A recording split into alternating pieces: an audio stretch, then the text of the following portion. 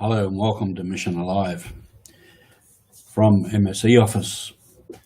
I've been talking a little bit about some history of bishops and the mission, so I want to continue a little bit today in that vein, because I think to know the history is important for us in trying to in understanding where we are today.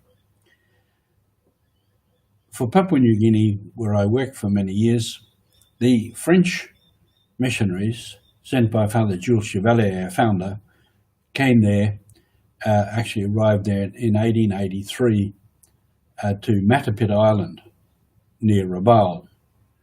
And there's a lot of stories about that, stories that went before and stories of what happened when they got there.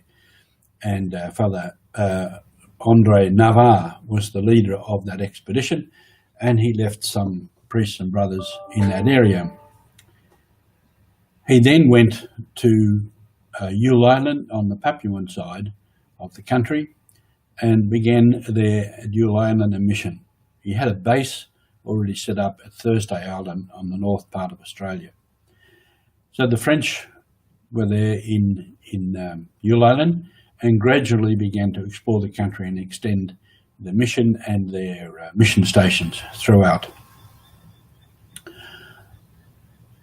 Bishop Navarre, and then Bishop de Beaumenu and Bishop Henry Verrius had a difficulty with Port Moresby, which was the colonial capital of the territory of Papua, where there were Australians, English speakers. The French, by and large, were not English speakers. They spoke French, maybe some other languages. They came out to Papua and they learned the local languages, so often communication with the administration in Moresby was difficult. So the Australian MSC went to Port Moresby and began there as early as around 1920. And we've had a long history in that city, in that diocese, surrounding parishes. Later then, the Australians in about 1934 went to the eastern part of Papua, Eastern Papua, or Milne Bay, and they went and they settled on an island called Sedea. And from there they extended out into other areas, set up mission stations and parishes. And again, there's a lot of history to that, a lot of interesting history. There in that area, when the Japanese came through in the war, that disrupted things quite considerably. That's all story for perhaps another day.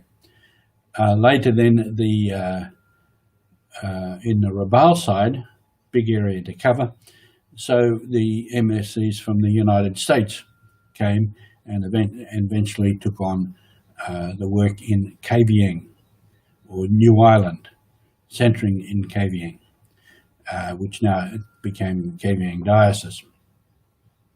So the work gradually extended with different groups of priests and brothers and the sisters, the Daughters of Our Lady of the Sacred Heart, and the missionaries of the Sacred Heart Sisters followed and did great work in many areas of life, health and education, evangelization, and particularly education of young girls and women.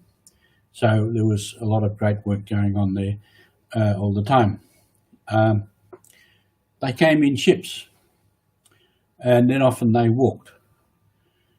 It wasn't long in Yule Island, that part of the world, that they made roads and used horses.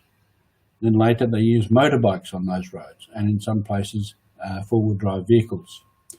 Then came planes, and planes became more common, and the whole history of planes in Papua New Guinea is another long, fascinating history, which planes were used in ways and as never used before anywhere in the world.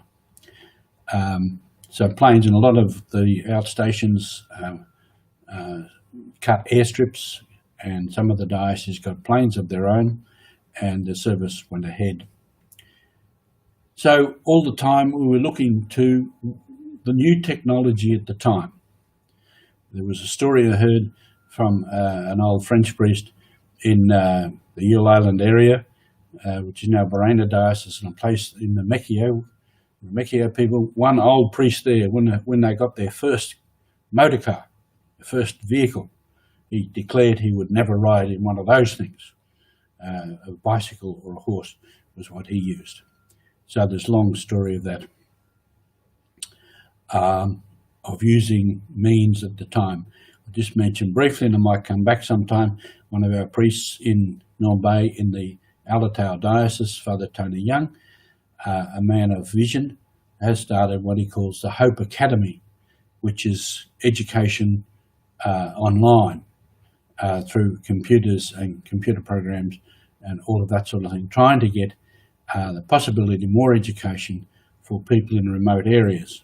And in that diocese, there are many very remote islands and populations of people far out into the Pacific. So all through, there was gradual development of the mission with different provinces and different religious congregations coming in, taking up the work, different means of doing the work, different apostolates developing. So there's many, many stories that we could tell. But for the moment, we keep the mission alive. We go ahead with all the works that have been given us. Thank you. We'll see you again.